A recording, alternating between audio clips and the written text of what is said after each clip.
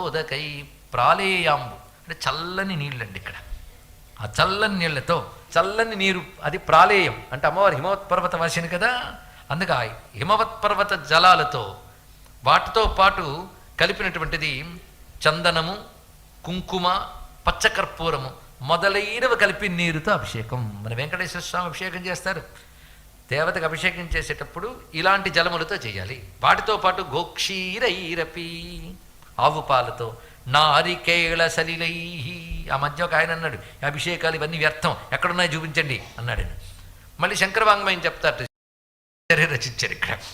అవి శాస్త్రంలో ఉన్నవే అని తెలుసుకోండి. ఇక్కడ గోక్షీరైరపి శుద్ధమైన ఆవు పాలతోనూ, నారికేళ సలిలై కొబ్బరి నీరుతోనూ వీటితో అభిషేకించి, శుద్ధోదకై చివరికి నిర్మలమైనటువంటి జలాలతోనూ, అవి మామూలు జలాలు కాదు, మంత్రితై.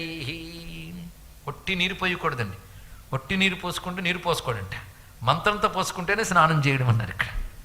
భారతీయులు స్నానం చేయాలి, నీళ్ళు పోసుకోకూడదు అంటే అర్థం.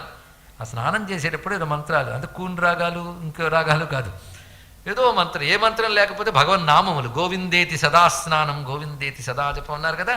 అది స్నానం చేసేటప్పుడు భగవత్స్మరణ చెయ్యి, అది నిన్ను శుద్ధి చేస్తుంది. తినేటప్పుడు భగవత్స్మరణ చెయ్యి, అది ప్రసాదం అయిపోతుంది. అందరూ చేసే పనులు భక్తుడు చేస్తాడు, కానీ భగవంతుడనే స్పర్శ దానికి ఉండడం వల్ల అవి దివ్యములైపోతాయి.